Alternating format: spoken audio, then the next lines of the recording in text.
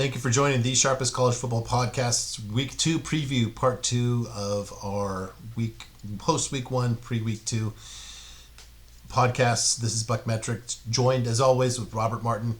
Robert, looking forward to some interesting games here in Week 2. Not a big TV slate, but I'd say there's a lot of fodder for discussion in terms of possible games to bet on in Week 2. Fair? Yeah, I think that's very fair. I think this is where people had takes going into Week 1.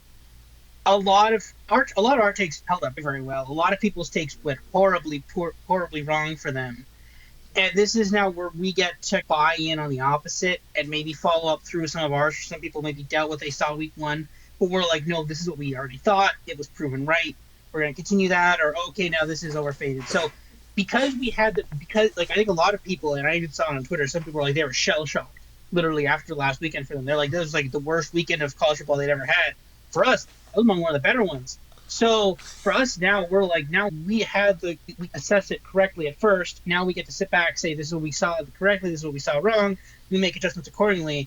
But if you were so completely thrown off by Week 1, now you're just like, was everything I thought wrong? I think this team was bad. It's good now. Like, how are you supposed to assess that? So I think for us, it's a lot better of pick your spots now. But for other people, it's a lot more of a reassessment. So it's good to be on the right side of that at least. Yeah, it's always good to hit your first race at the racetrack. Same thing. It's not starting from a hole you've dug yourself. So. Yes. All right, before we get to the game, some metrics here. Top 10 player apexes.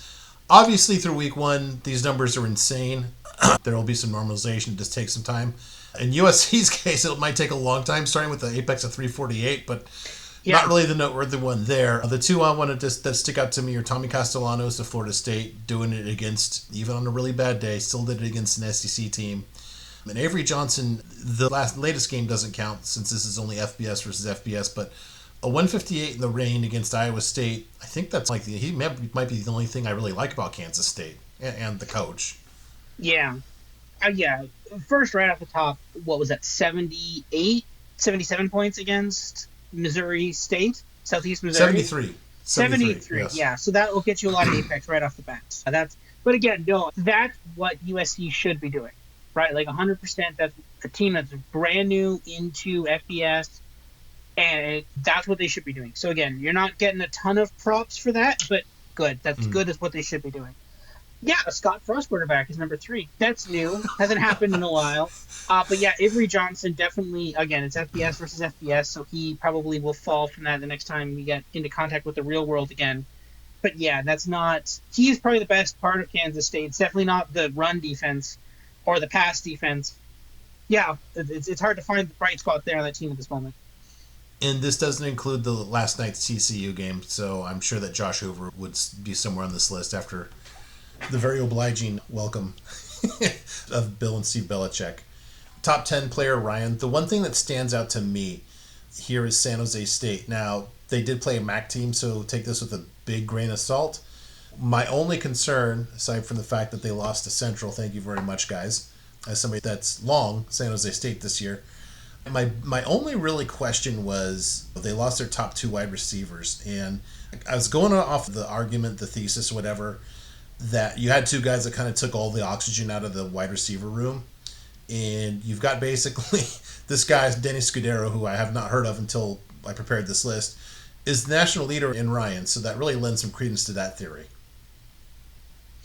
Yeah, that was concerning to me too. The loss to Central Michigan. They should have won that game. I'm not sure exactly what happened. It just was not their day. Yes. Oh, I can tell you. Former USC kicker Dennis Lynch, not to crap on anybody's head in here, but I'll go ahead and open up on top of his. He missed 2 field goals that would have won the game. That's right. That's right. Yeah, 2. That would have been... Missed a field goal. They get the ball back, and he missed another one. Good job, Mr. Lynch. We do not miss you. Yeah, I think some San Jose State's tickets. I think you do miss him a little there. Oh. But no, yeah, we'll get to that. But yeah, no. Good results for him, though, for sure. Top Ryan there. Again, normally you see the top schools, but again, a bit scrambled. Ohio State didn't have the greatest weekend against Texas's defense, some other stuff. But yeah, Ole Miss, though, interesting. They actually had a pretty good performance this week against an FBS team. They really had a good weekend there. Interesting to see that was the one question we had about Ole Miss, was the fact that will they be able to replicate this post Jackson Dart 1 week in? seems to not be that bad. Right? Again, it's early, but 1 week in, hey, that's passing the test so far. Yeah, one other thing I'll mention here. Now, we both expected Sam Houston to struggle, especially on defense this year, but UNLV with the number 8 Apex and number 8 Ryan guy after one game, one FBS game against Sam Houston points to a very functional offense here. Now, again, it's not the best defense in the world, but I'm not going to argue with 169 Apex. I think we'll talk about that one with Duck on Island Time, UNLV. I don't think that's in this one. I think that's in Island Time. All right, the top offensive team metrics here. So if I'm going by team Ryan, so this is just like explosiveness on offense. Let's start at the bottom. East Carolina did that against North Carolina State, which is interesting in that it's a legitimate Power 4 team. Also curious in that they did it against a new DC. Tony Gibson had been there for a while before he went to go coach Marshall, so be curious if that's a reflection on NC State this year. Just something to keep an eye on. Purdue, quite a turnaround real quick. Now, they did that against Ball State, who, again, I'm another team I'm bearish on this year. Ball State's going to be really bad, but again, I'm not going to argue with having the fourth best Ryan in the country here. This Baylor thing really stands out in a losing effort. Having the top Ryan against probably a pretty good, not elite, but a respectable, maybe average plus SEC defense in Auburn. Baylor struck me as a one-sided team, and that one side seemed like they did their job. Yeah, that was a very interesting game. I felt like Baylor was more competitive in that than the scoreboard said. Still not completely sold on Auburn, but we'll get there. But yeah, ECU looked pretty good there in that loss to North NC State, and Western Kentucky on there too. Very underrated. For some reason, they're still 3-1 to win the Conference USA. Liberty is still the favorite. Not completely sure why. I don't think they should be. I think Western Kentucky is just a better team than them. But I think so too. Yeah, I agree. Yeah, I don't understand why they're there. Weird Minnesota's there. That's very weird. But weird things happen in 1 week sample sizes. So yeah, they played Buffalo at home too. I think they just completely outmanned them. All right, on the running side, Auburn really stands out, and again, this goes to my concerns about Baylor. That's a lot to give up to Auburn. Yeah. Jackson Arnold, just from what I saw, just ran the read option to death on them. I should have highlighted here Tulane too, because at least technically it was against, well, actually this one too, Utah. These are technically against Power 2 teams in UCLA and Northwestern. Obviously Northwestern is going to have some problems as well. But that's a really good sign for Tulane with the people they had at quarterback. They'll play tougher defenses in Northwestern. And then Utah, obviously, Devin Dampier, that's pretty much what you would have wanted to see if you're a Utah fan. Yeah, I watched a lot of that game, and for some reason I saw some people on Twitter on UCLA, and then after Utah got up to a bigger lead, they're like, no, we're going to keep betting on UCLA. I'm like, are you people nuts? What are you doing here? That was insane, and it ended horribly for them. But yeah, no, Utah looked like very legit. That's one of the scary Utah teams I've seen since I went to the Rose Bowl, I'd say. Like, legitimately, that was one of the scarier Utah teams I've seen. I'm happy Oregon doesn't have to play them. But outside of that, I'm happy Oregon doesn't have to play them, and I'm happy that I have a ticket on Utah to win the Big 12. So, yeah, I'm very happy about that. Yeah, I will also tell you that game was late on Saturday night and is witnessed by this t-shirt I'm wearing being one of 2 exact same t-shirts that I wear. Odd things happen with phones and alcohol on Saturday nights if it's really late. We'll just say that. Yeah, fair. All right. Defensively, these numbers are just nuts. Obviously, you've got just light bending at this point. So take this with a grain of salt. The one thing that's going to stick out to me here is most of these were just by, you can see, for the most part, Power 4 teams just outclassing their opponents. Rice actually really stands out to me in terms of they did that to what I thought would be a good Louisiana team. I've been disabused of that notion, pending the next slide. We'll get into that in more detail. Similarly, Toledo, okay, great. You did that to Bush Hamden. Now do it to a real offensive coordinator here. Congratulations on a good effort there. Those are the 2 that stand out to me, but otherwise just par for the course here. Yeah, I will say Nebraska is up there too. That looks pretty good. I don't know why that game was against Cincinnati was so competitive. It really should not have been at all. Nebraska's offense just did nothing in that entire game. That game could have easily been like 40-20 rather than 23-20. Wisconsin's defense was good, but that's good because their offense was horrendous. So even worse than Nebraska's. So that really helped them win that game. Indiana is a very interesting one. They didn't cover the spread. They dominated the game, of course, against Old Dominion. But their defense looked really good. They completely shut them down. Their offense, bit spluttery, but again, at a certain point, what do you need to win every game by 50? Like, you don't need to. I think if you're just working on stuff and you're not in any danger, and they were never, to be fair, they were never really in any danger in the game at all. There was no real reason to go score 50. Just work on the offense, iron out any issues, right? So I think, unless we're about Indiana, I think people are probably going to underlook Indiana because of the result. But against the spread, well, I think Indiana up there makes a lot of sense. I think they're going to be a pretty good team this year. Yep, as do I. In terms of run defense, this kind of answers the other side of that East Carolina thing. So, North Carolina, your leader after week one in terms of run defense. So, East Carolina had to throw it around then. I think that's what happened there, obviously. The thing that really sticks out here is LSU with a really solid number here on the road. Now, we talked in part one how that's not against the real number 4 team in the country, but it is a road game against a legitimate Power 4 team in a very tough venue. So that's what really sticks out to me. Now, which how do I say this? Which narrative that informs is definitely to be determined, though. Fair? Yeah, I think so. It's, again, as I pointed out earlier in part one, what was it like 1.3 yards a carry or something Yeah. horrendous? With the Like, long of 7. as long as 7, yeah, that will get you a top G gap. Is that real? Is this LSU just had a really good game? Is LSU's defense that good? Time will tell. They play Florida in a couple of weeks. I think they play Florida not this week, but next week. Watch for more games. I'm not thinking that I am far from crowning LSU national champions or betting on LSU national champions or betting on Garrett Nussmeier Heisman or Garrett Nussmeier first. I'm nowhere near there yet. I thought Clemson was massively overrated. And if your reaction to LSU beating Clemson is LSU is way better than we thought, in our opinion, Clemson was massively overrated. So a team that was, in our opinion, also overrated beat another overrated team.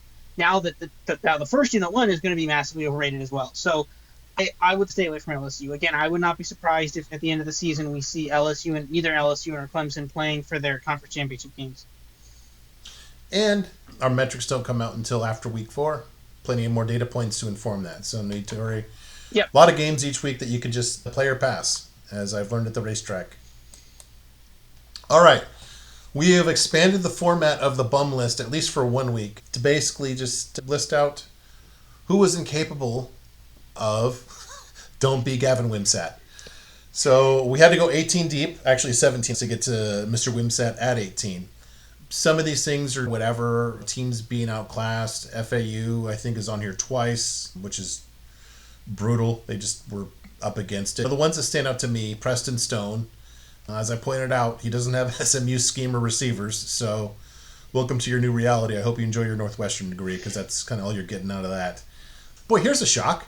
Zach Sal calls out at number 9 for Kentucky under Bush Hamden. Boy, who could have seen that coming? My goodness, knocked me over with a feather with that one. Yeah.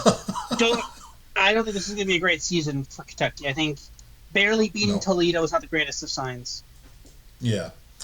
And then Walker Howard. This is the other side of that Rice metric, the Rice defensive metric here. I will remind you that 2 years ago in the preseason, I was very bullish on Louisiana because in the prior season, Michael DeSormo had to play 3 different quarterbacks significantly. They each had an apex over 100 in the Sun Belt. That showed me that this guy can just take anybody and make them a quarterback. I think we're seeing the limit of that. Mr. Howard was actually, I think, an SEC commit, if not a player who didn't play. I want to say LSU or maybe Ole Miss. He wound up here, and he might be advised to maybe drop down the FCS level. Yeah, I agree with that. I think Louisiana, that was a bit rough. That was not expected. We expected more from Louisiana there. I will. There's some other interesting ones. I'm shocked Ben Gilbranson is not the worst on this list after that horrendous performance against I Hawaii. know. Again, it's hard to have a lower than -10 apex, but somehow he's still 11th. But again, to be fair, Sanford's only played one game, and that wasn't even. And Hawaii got absolutely destroyed by Arizona. We'll wait for reality to hit that one a bit, and I think this might be the peak Ben Gilbranson, possibly. I will also say though, for people on the Kevin Wimsatt list, for some of them who are on the higher end on the lower end of it, closer to Kevin Wimsatt, fear not, because he was playing against a Scott Frost defense. So in the future, when they play against better teams, Kevin Wimsatt may actually go down the list. So if you're 17th or 16th, you might get off the list soon. So chin up, there you go. You might be able to get off just from sheer gravity. Yeah, to be determined, right? I will. One more quick Please. thing I just will say. It's so funny because like where we're like, Gavin Wimsatt is an example of just a bad quarterback, and had he just been like 10% better, they would have beaten UCF, even with them subbing out their horrible quarter. Like even with them bringing in Tavian Jackson, who was one of the top quarterbacks according to Apex. Again, for now, they still would have won that game if he'd just been a little bit better. That's how, and it's so funny that we can just call that from a mile away, be like, this is an example of a bad quarterback. Don't be this, and it was just a little bit. Yeah. Yeah, just don't be 207 Apex points worse than the other guy. Yep. And you might have won that game. Yeah. Yeah. All right. We'll do some games. Just the advisory here. These are not dual model plays. For context, I'm playing like 0.1 units because these are, I think, or boy, this kind of looks fun to me. These are not based on the actual methodology of the metrics, which do not exist yet for this year. So you're seeing projections and the non-predictive metrics for teams that have both played one FBS versus FBS game this year. And with that, we'll start in here. Baylor and SMU giving 3. I don't get this one at all. Yeah. Okay. Give me your thoughts on this. What should it be? Like 10? Yeah. Maybe Auburn's really good, a lot better. I saw nothing at all to indicate to me that Baylor has solved its half-team problem, right? Yeah. This actually, I'll interject there for a second. This has actually come down to 2.5. So. Oh my goodness. Yeah, it's 2.5 minus 110 on Bet365. I saw this drop down to -2.5, minus 122, and I'm like, that's amazing. I'm going to take that. And I'm in shock as it's going lower. Who's betting on Baylor? Why are you betting on Baylor? Why are you betting against SMU? What's wrong with you? What are you doing? Yeah, do you need help? Like, what? SMU have Tin Can they played this week, right? And they look pretty good. Like mission accomplished. They got like 41 against East Texas A&M Commerce or something. That's okay. Yeah, East Texas A&M, formerly Texas A&M Commerce. They did, but there are a lot of new guys on the defense here, so maybe Baylor can score with them. I think Baylor, Jesus, I don't know. I don't think SMU's going to punt a lot this week. I'll just put it that way. Because what was the final score? Baylor lost by what? 14 or 13? Yeah, I want to say it was 14 points. It was 14, yeah, because they didn't cover the... Because I teased up to 8, they didn't cover that. I'm not so much worried about SMU's defense. I think Baylor will score some points as the line is 65, over under 65. I think Baylor will score. I just think they're going to be able to stop SMU from scoring. Like, yeah. They could not stop Auburn at all. And I don't think, like, Jackson Arnold is not the quarterback in Oklahoma for a reason, not just for fun. He wasn't just like, let's go south, or actually east. There's a reason why he's not the quarterback at Oklahoma. So you couldn't stop him at all. I'm very concerned that you could stop someone who was actually really good last year and continues to be pretty good this year. Like, again, yes, Kevin Jennings had some issues in the ACC championship game and the playoff game, throwing a couple interceptions. But when he wasn't playing in high-stakes games, he was absolutely dominant last year. SMU was also really good last year. So, yeah, this should be – I don't know why this is 3. It makes no sense to me this being 3. I think this is just – maybe people want to fade SMU because of what they saw in their primetime games against Clemson and Penn State. But we liked SMU. We liked SMU a lot last year, and they were pretty good for us. And I don't know what Baylor was. Maybe they think people are still high on Baylor. But, yeah, this should be at least 10 in my opinion. Yeah, I'm just pulling up here. Jackson Arnold, 16 carries, 137 yards for an average of Jeez. 8.6. That's better than Clemson. Not that they played a common opponent. A lot of that is zone read. Here's the thing. I don't think SMU runs a zone read, but Brett Lashley is a very smart offensive guy, and I think he'll find a way to take advantage of whatever kind of huge deficiency there appears to be in the run defense there of Baylor. Hmm. All right. Iowa and Iowa State giving 3, and I haven't updated these lately. I forgot to do that for the pod. Apologies. I was a little skeptical of Iowa State coming in. I'm a lot skeptical of Iowa's passing game after that monstrosity against the. Oh, we didn't finish the question there.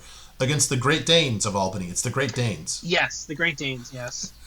I think there's probably a lot of, probably too much respect for Iowa's defense in this number, in their ability to carry the whole day. Look, can Gronowski improve off of that? Game 1, yes. He needs to a lot. He's starting from the place of basically 0 apex. It, I just, you've got, I think Rocco Beck's a little overrated, as I said before the season here, but he's clearly better than in all elements of the passing game that they have at Iowa. What's his name? The Iowa State coach, Matt. I'm getting old. Forget. Campbell. Thank you. Matt Campbell struggles at times in this game, but I think that these are just two totally different teams in two totally different places here. I completely agree. I think the reason this is spread is this number is because this game is usually a very close game. Usually it's only one team getting a 3.5. That's it. There's nothing more than that. This is one of the more competitive rivalries. It's always early season. It's the Cy-Hawk game. The thing is, I think this opened Iowa State -3 before the season even started. And I think that if you're not paying attention and you just see, oh, Iowa cleaned up against an FCS team, and you don't realize, hey, their quarterback was really bad against an FCS team, then you just say, oh, yeah, it's a rivalry game. It's going to be close. I'll take the points. I think if you're not paying attention like we are, I think that's where you come in on that. So, yeah, no, I'm on Iowa State here. I think this is way too little of a point. I think they might be. Yeah, I think Iowa State should be able to cover that at least. At least you should really get the push. Iowa State is clearly favored in this game. To push back a little, is it fair to say that Ferentz and defensive coordinator Phil Parker have Campbell's number? Offensive. No, Iowa State won last year. Okay, but it's clearly they struggle offensively in this game typically. Yeah, it is always weirdly close. It is always, maybe that's what the books are just saying, it's always weirdly close. There's been times that Iowa State has been way better than Iowa, and it's been like, they win by 3. This game seems to always be decided by 3 points, which is, I guess, why that line is where it is. But, like, mathematically it shouldn't be, but that's where the line is, right? Yeah, and typically, again, we're talking like 0.1 units for me here. Even then, I want to see another data point, and you're more aggressive than me, and more times than not, you're on the right side of it, and then when that happens, then the cat's really out of the bag. So I think you're better grabbing the perspective value, and I'll pass more. So not going to play this, but I don't know. Again, using the standard setup, if you gave me $100 to bet on this game, I'd absolutely bet on Iowa State. I can't go with Jesus. Yeah, who actually just could look at that box score and say, I'm backing Gronowski here. And it's at Iowa State, too. My goodness. So, yeah, that's big noon, I think, right? I think so. Yes, it is. It is the big noon game, yes. I guess there was no bigger game that they could have. No, not them. Nope. The bigger one's ESPN game. We'll get to that, I think, a little bit. All right, JMU at Louisville. This was Josh's upset when we did the Sun Belt preview. Louisville didn't play. Obviously, they didn't play an FBS team. That's why we don't have the current year stuff here. Miller Moss, I think he had a good game. I don't know, man. I just don't know what to make of this. Other than 14 points seems a lot for playing like your first year at home. But JMU's a step up from any FCS team, as we know that they were basically FCS champions before they stepped up. And they're very successful in the Sun Belt. One of the things that Josh brought up, too, in the Sun Belt preview, that there were some questions about Barnett's health, and he had a very solid game last week, too. So, I don't see myself playing this, but again, if this is the Robert gave me $100 on this one, I would take JMU in the 2 scores. So I called up what you're doing. I called up Louisville from last week. They beat Eastern Kentucky, which is not a particularly good FCS team, 51-17. And in that game, Miller Moss went 17 for 25, 223 passing yards, 1 touchdown, and 2 interceptions. Two picks. I remember seeing that now you mentioned it. Yeah. That's not great. Chihuahua has an issue with that too. I don't know if you can hear that. They agree with that as well. Brady Allen, who I guess is backup, he went 6 for 9, 1 touchdown, 1 interception. Somewhat uninspiring for against an FCS team, not a particularly great FCS team. We don't talk a lot about Eastern Kentucky. The thing is, JMU is a really good team, and they're very usually struggling a lot. I remember last year watching North Carolina versus JMU, and man, that game was so fun. Do you remember that game? And I remember we were on JMU 100%, and this is another time where we're like, man, we think JMU could win this game, and it wasn't even close. And I remember just watching this game, and it just got worse. And even more worse, like they put 70 points on North Carolina, and that was just insane. I think JMU is like actually a really good team, and I think they can 100% win this game. Yeah. Yeah, and I'll put it this way too. I had questions, and everybody did, about JMU losing Signetti, and Signetti took all the nice furniture from the apartment and just left like a couple chairs that kind of he didn't really care about at the Big Ten. And Chesney brought some guys that I had really had questions about. He brought a lot of guys from the Patriot League, and it worked out. They didn't win the conference, they didn't win their division, but they had a really good season, and that really impresses a guy who's proven, who weirdly was undermanned even though he had the guys that he wanted. It's a weird thing to say.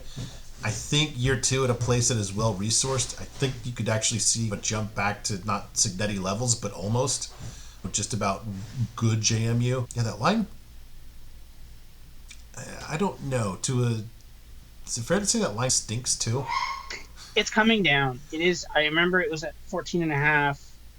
It's now down to 13.5 at some books. So It's coming down. People are starting to bet on JMU here. It does feel a little big. It feels, it's Louisville, a team that's hilarious, that we all know has never choked away a big game before. They're going up against a lower tier team. They've got it, of course. They're like, this feels to me like if you just took the average power spread between the ACC and the Sun Belt and then just threw it in there, this is what you get. And that's not true. JMU is one of the best Sun Belt teams, and Louisville is not the best ACC team. They're a good ACC team, but at very least, you cannot say they're anything but inconsistent. They are an inconsistent ACC team. So in that case, I would much rather take the team that I know is consistent and consistently good over a team that's very inconsistent. Yeah, let me look this up real quick. I bet this game might be on ABC, huh? Oh, it's on ESPN too. Oh, it's on Friday night. It's a Friday night game, yeah. A Friday after 4 o'clock. Pay attention to that one with the ACC logo. See if it makes that little whoosh thing that I was talking about. Okay, there we go. Yeah, there's our case test for it. If it makes that whoosh sound, or what scoreboard is it? It's probably going to be the new scoreboard, I think. The nice scoreboard, not the weird SEC one. Not the Bubba one.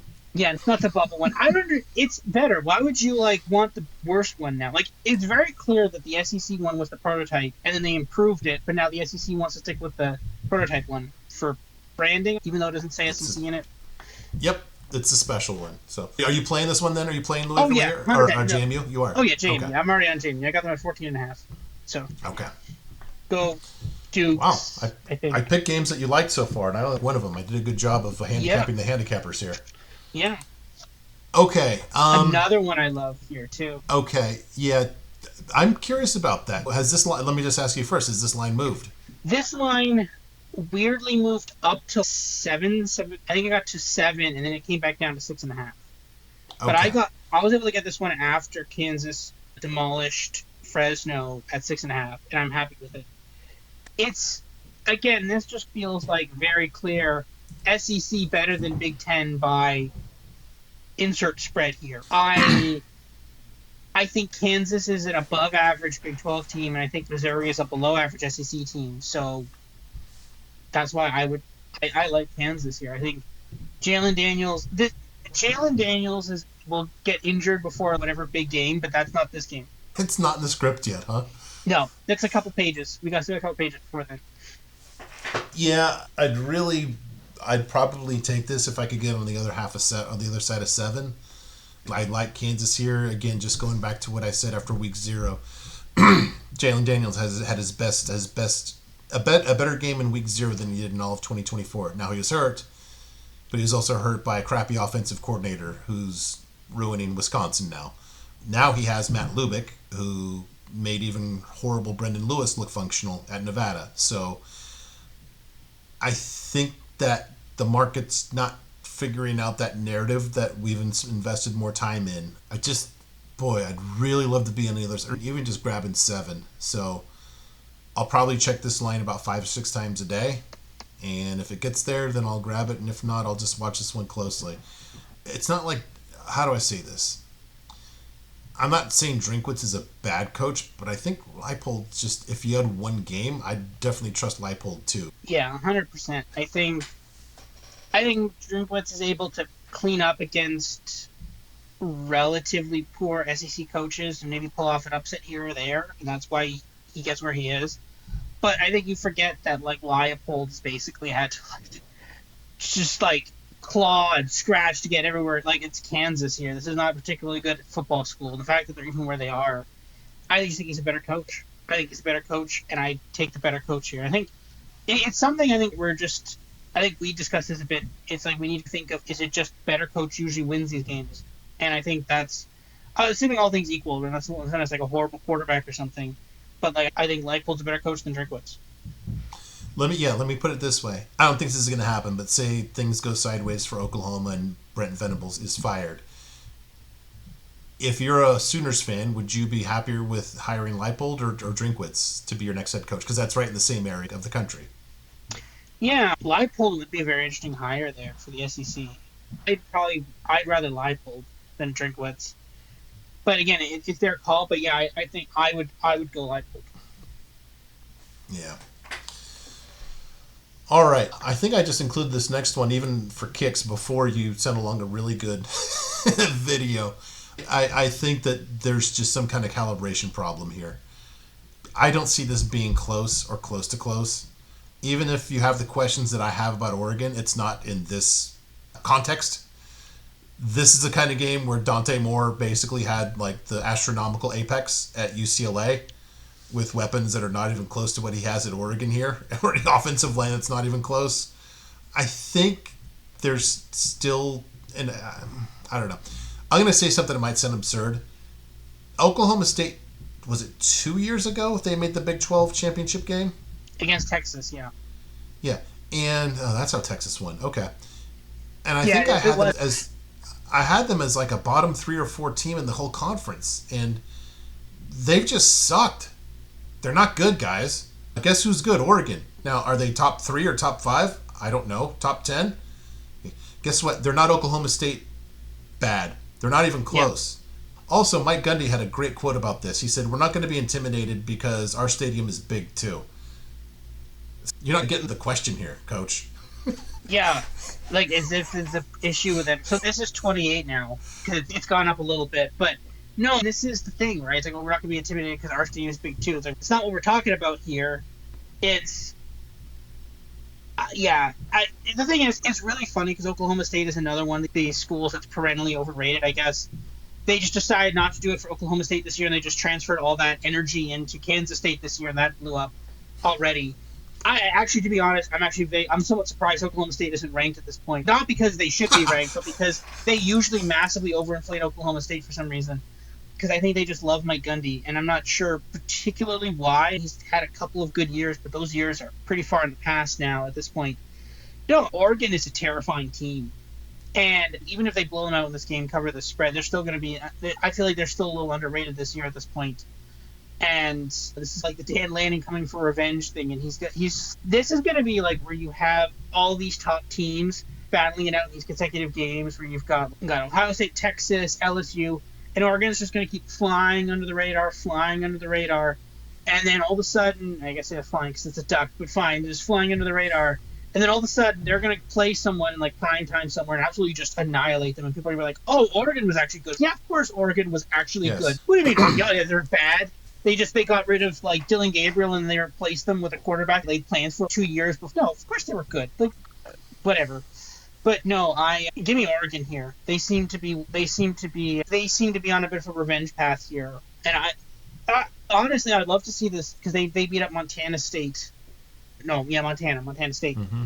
What's the spread between Montana State and Oklahoma State? Because Oklahoma State did not cover their spread against their FCS team last week. They were 25-point favorites. They won by 20. Not the most egregious underperformance, but still, though, like UT Martin is not particularly good. Yeah, up to 28 now, which just proves I actually need to move to Vegas and just go to the Circa, so I can be there at 11 a.m. Pacific when they drop their numbers. This reminds me a little. I will just say this reminds me a tad little bit of the Oregon versus Colorado game from a couple years ago. It's not the same thing because Colorado was insanely high, and people were like, "Oh, I'm gonna bet Colorado plus 21.5." That one was 21.5, and I'm gonna bet Colorado plus 21.5 because I just think Shedeur Sanders could lead them to a win. It's not the same thing, but because it's like this big mid-20 spread against a team that people overhype, I feel like it's like that, and I think that's where.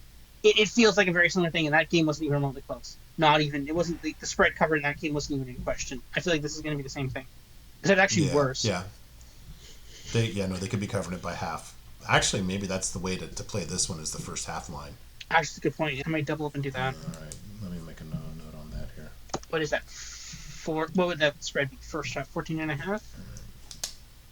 They'd probably make it 17. They're going to do an FU number like 17.5. Just dare you. Oh, 16.5. 16.5. Yeah, that's easy. We'll take that. Thank you, Robert. You have me betting on the Ducks now, you jerk. I really like this game right here. Yeah. Again, I'm the boy who cried wolf or who cried bush or whatever you want to say. Guys, Kentucky sucks. Kentucky's not 2 scores within Ole Miss good. They can't. I think Kentucky might actually. I'm not going to say they would struggle with Georgia State, who Ole Miss just blew out. I think they would struggle to put away Georgia State. Let's just say that. Look, it's one game. Ole Miss had an easier opponent here in Georgia State versus Kentucky having Toledo. But Toledo is a MAC team. Well, I don't think Toledo would run away with the Sun Belt East where Georgia State resides. I think this is just the market not getting the entirety of just how bad the Kentucky situation is specifically on offense this year. Yeah, I saw this line, and I was like, what? I don't understand this line at all. I saw it. I took Ole Miss already as well. I don't know why this line is the way this is. It shouldn't be. The fact that the big question mark for Ole Miss this year was were they going to be able to be the same on offense as they were without Jackson Dart. And they were. Okay, yes, Georgia State. Not the greatest sample size, but they were pretty good. Kentucky barely beat Toledo. And that was actually a very close game. It was only by 8 points, but Toledo was making it very competitive there towards the end. Ole Miss, that was never in doubt. We were very skeptical of Kentucky before the year, but we still are. And yeah, I don't understand. Like, all I needed from that first game was like, hey, is Ole Miss okay on offense? And the answer to that was a resounding yes. Resounding yes. They are very okay on offense. So what are we doing here? Ole Miss. Yeah, a little bit of context too here on some numbers. This 96 defensive apex here, you might just think, okay, whatever. I want to point out that's Tucker Gleason of Toledo, and his apex last season was a little bit below that, like a 92 or something. Who cares? I care, because what we're basically saying is the Kentucky defense this year is, based on one data point, not much better than the average MAC defense last year. Here's some breaking news. MAC defenses are horrible against the pass. If you're anywhere near that, you're struggling, buddy. And this is going to be a culture shock. I had questions about Austin Simmons, I think is the quarterback's name.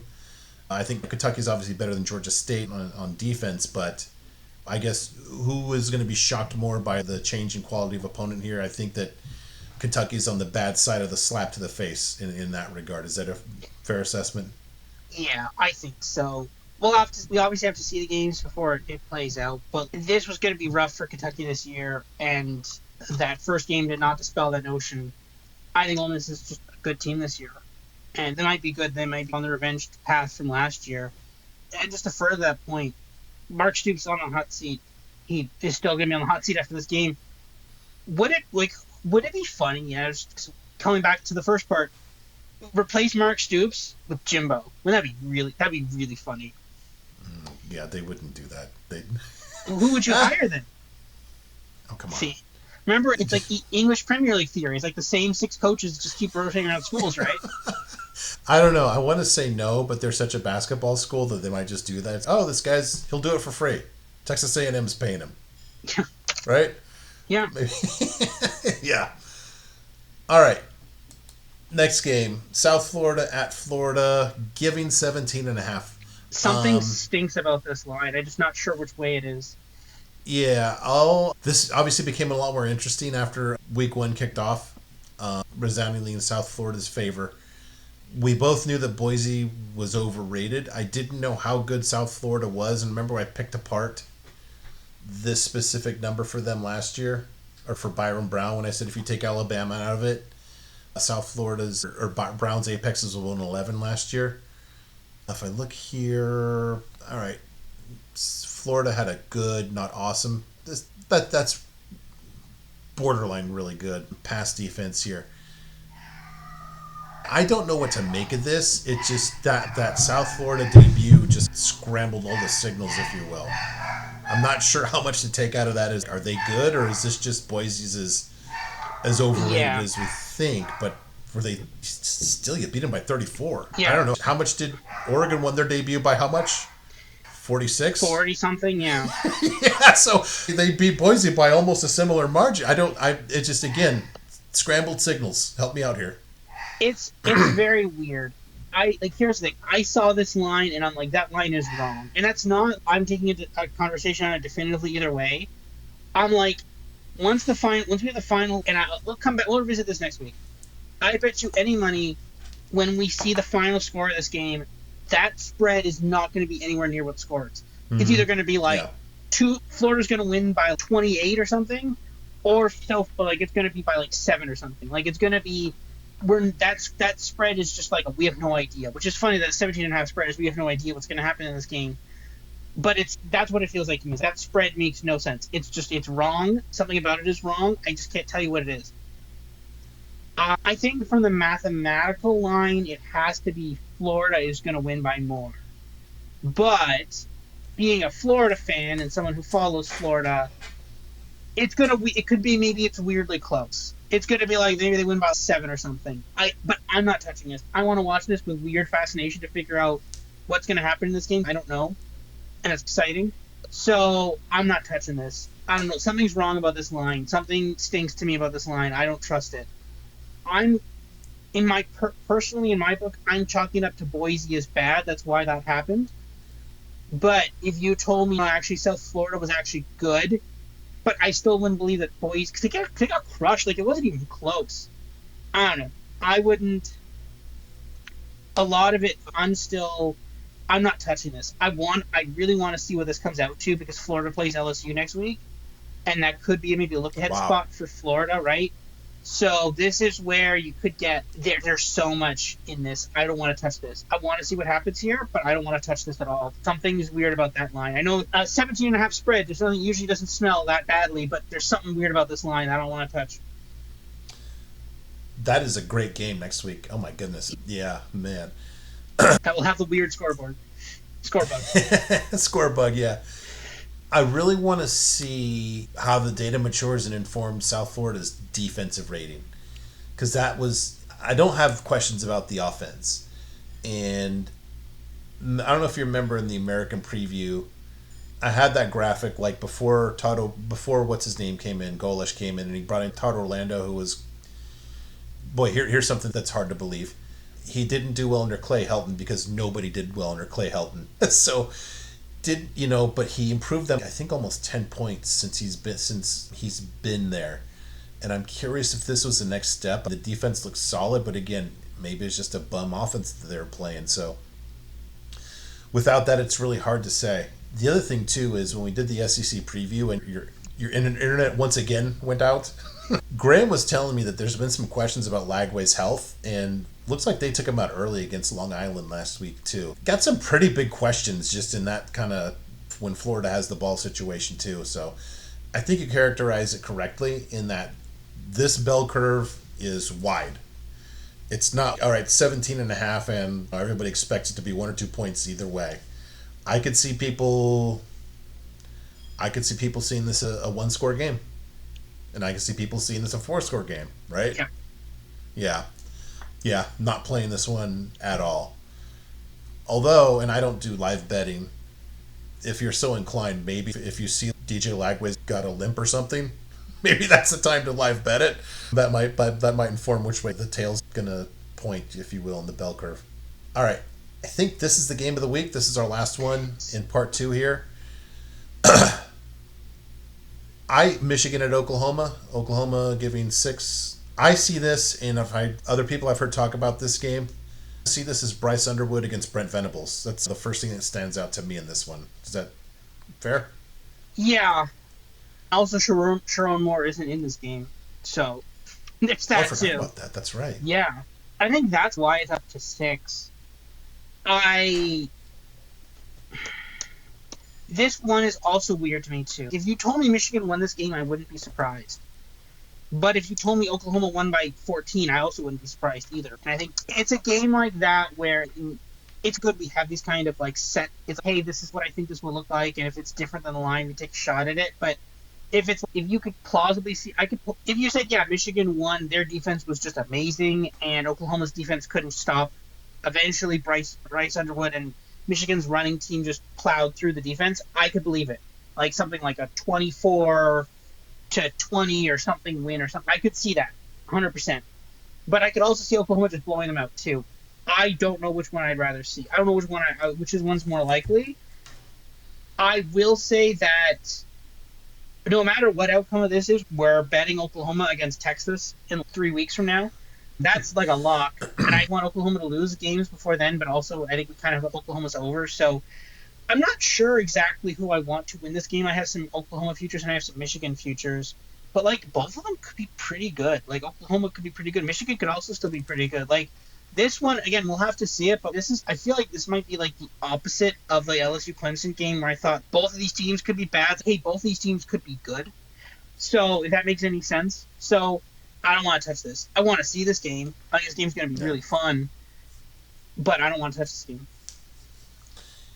Yeah, I don't even know who I'm supposed to root for in this. In theory, it should be Michigan just because USC catches them and we'd like to have a stronger strength of opponent here. I really like the whole John Mateer, Ben Arbuckle thing. I've been an irrational believer in Venables. And again, we're at the point where his defense, I think we're never... Next year preseason, we're going to have a pod. Here's a surprise to you. Production meeting in the middle of the pod here. We're going to have a preview on basically who are we not worried about. I'm never going to worry about a Lincoln Riley offense. I'm never going to worry about a Kirby Smart defense. A Marcus Freeman defense at this point. We're going to make this list, and clearly Venables' defense is on that list. I really like Brent Venables against a true freshman who just had his way against rebuilding his very generous characterization of New Mexico there. They lost it all, kids. And again, you just plug and play Mateer and Arbuckle and a good defense. Oklahoma's just a fun narrative. I just can't pull for the cheaters either. It's just that thing too, right? Yeah. Tough to bet. Robert gives me $100. I bet it on Oklahoma. I think that's it. I think so too. I saw some highlight clips were like, oh, Bryce Underwood shined against New Mexico. I'm like, yeah, but the scoreboard wasn't that impressive, and it's New Mexico, right? Like, it's not. I wasn't ignoring you. I was looking up. They only have 250 yards that New Mexico did. I was trying to figure out how they get 17 points. Yeah, I don't know. The loss of Sharon Moore is still maybe hurting here a little bit, although it's weird that Michigan seems to be able to continue to win games even though their head coach isn't there. That stretches due to suspensions from cheating. But no, Oklahoma. I don't know. If you told me Michigan won, I'd be like, yeah, I can completely see it. But the SEC seems like, just in general, seems pretty down here, right? Texas, that was rough. Alabama, insanely rough. I'm not ready to buy in on LSU yet. Texas A&M seemed pretty good. Okay, yeah, a couple extra points from UTSA, but they could be not horrible. Florida, still question marks. Like, Oklahoma looked pretty good. And South Carolina looked pretty good. Ole Miss looked pretty good too. Georgia obviously crushed Marshall, but it is just Marshall, right? So I think it's like we're in this weird thing now where, and again, the SEC kind of operates on like a, because it's basically first to three losses, or basically don't lose three games, right? And obviously Alabama's already losing that race. But outside of that, it's, hey, you lose three games, you don't go to the playoff. And I think there's a lot of teams that are competitive in that. And I think it's just who doesn't lose three games first. And I think like Texas A&M is a good one to have on there. Oklahoma is a good one to have on there. I think Oklahoma is like 22-1 to win the SEC. That seems wrong. I think they should probably be a bit better than that. Maybe this is finally their year where they're able to put everything together and be a competitive, cohesive team. I don't think Alabama is that, and we haven't seen enough from Georgia yet. They beat up on a Marshall team that basically dropped out of a bowl because they lost so many team players, right? You're defending Sun Belt champs, Marshall. Come on. Yeah, I know. But this is the thing. There's something weird about this where I'm very skeptical of. I'm skeptical of most of the other SEC teams. I think it's just I don't trust any of these SEC teams. Oklahoma might be the play. But also, Ohio State's offense probably could have done a lot better against Texas as well. Penn State, yeah, they beat up on Nevada, but they didn't cover the spread. Oregon looked good. Michigan was okay, but not great. Like, Indiana, okay, but not great either. So, Big Ten, a lot of question marks as well, but it's just, I'm just really down on a lot of the SEC teams. I think Oklahoma might have a shot here this year if they play it right. You just made my point from Miami as top three, by the way. That is probably true, yeah. Yeah, there's just, it's that thing where it's like we get sometime in the season where like, I think there should be three teams in the top 10, but it's like there has to be 10 teams in the top 10 by definition. You can't have three teams in the top 10. So, even though we want that and believe that's correct, there has to be a team that's fourth. You can't have 4 through 10 as gap. Be like, undeserving team. Be like, earn your way. Yeah, and you were talking about that. You brought to mind a point I haven't heard anybody make. And if you've heard this point, I apologize. Tell me if you have. Our first real introduction to Sharon Moore was when Harbaugh was suspended, right? Yeah. So they said, okay, he can't coach because he cheated. So now Sharon Moore had to take over, right? So now explain to me, Robert, why can't he coach in this game? It's the same thing. He cheated too. Oh, it was that. Wasn't there something else with it was the same or something? But it was the same. Yeah, there's also. It was the same thing. Yeah. So here's my point. The interim coach should not have been allowed to coach. You have to vacate those wins just on that alone. True. Yeah. Yeah. How about that? Because we talked about that at the time. Because it's like, what are you supposed to do? That had never really happened before. You can't catch someone cheating live. And the fact is, the NCAA is not designed to have instant reaction. It took them years to take Reggie Bush's Heisman away for whatever reason, right? Like, the NCAA is supposed to be, like, functionally the Senate. Like, it's not supposed to act pretty quickly. And, like, you're like, we're giving the Big Ten championship away in 4 weeks. What are we supposed to do here, guys? We can't just wait a couple years and then say, yeah, you know what? We shouldn't have done that. I feel like we have to do something right now, which is a couple weeks away now. So I don't know how you're supposed to deal with that. And I think there's an argument that whatever financial penalty Michigan has or whatever, yeah, we pay X whatever million in fines, we win a national championship, we take that, right? Like, it's dumb that this is where we're at, but there is no real governing body. There are no rules, basically, of college football. There literally are no rules. You can basically do whatever you want now. Until you can't, and they say, "Oh, we're going to punish you," but around but there's been times that like Ohio State was banned from bowl games because of tattoos. Like there are actual serious punishments, and like teams that could have gone to the playoff nowadays would be like. But the problem is now they're like, we can't do that because punishing players who weren't there and were at fault. But what are you supposed to do then? Do you just get away with it then? Who cares about money? Money's just money, right? Money's money. You win the national championship, right? Like it's. I'll tell you who's not going to get away with it, because thank God for the law and order of the NCAA. those dastardly kids at Delaware and Missouri State, you will not see them in the postseason. Yeah. That'll teach them. Yeah. No, and that reminds me, because I completely forgot about that insane rule. And then I remember, do you remember when I called back to this? Because remember the one time I was driving and I had to listen to the Sam Houston game on like the radio against like UTEP. And the radio broadcast mentioned the fact that because Sam Houston was a new school, I think it was Sam. So it was one of the new schools, one of the ones coming out from the FCS. And he mentioned that because they're in there, that because every week the conference posts like basically a stat sheet of the highest scoring quarterback, and every member of those teams are ineligible for that list. What a dumb thing. It's not even a real thing.